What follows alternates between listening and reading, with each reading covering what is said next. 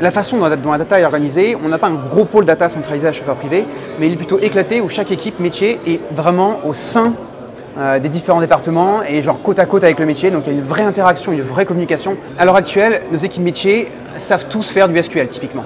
Ils savent accéder à nos data warehouse et à faire des requêtes plus ou moins simples, parfois très complexes. Et quand je dis équipe métier, c'est parfois les gens du marketing, mais c'est aussi des anciens chauffeurs. Le fait de donner accès à la data au métier leur a donné une autonomie gigantesque au sens où ils se posent eux-mêmes de nouvelles questions et ils répondent eux-mêmes à ces questions. Ils sont plus efficaces, c'est-à-dire que des demandes qui allaient prendre parfois plusieurs jours, mais maintenant ils peuvent l'avoir très facilement dans la journée parce qu'ils savent comment le faire sans passer par nous. Il y a vraiment deux axes principaux. Le premier, c'est permettre de répondre à toutes les questions métiers ou stratégiques qui peuvent se passer. Donc ça, typiquement, c'est tout ce qui est partie BI, analyse, etc.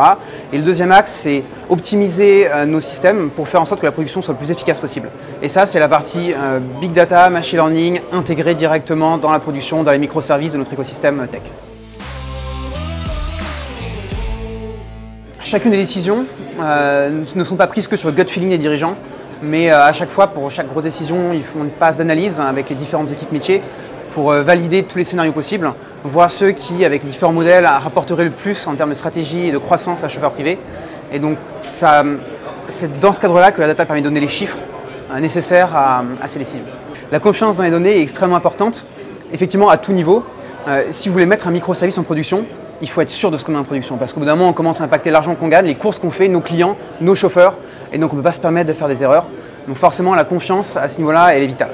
Elle est aussi vitale forcément dans les décisions stratégiques, puisqu'on ne peut pas choisir de prendre une décision qui a un impact long terme sur la boîte en juste faisant confiance à quelques personnes de la data.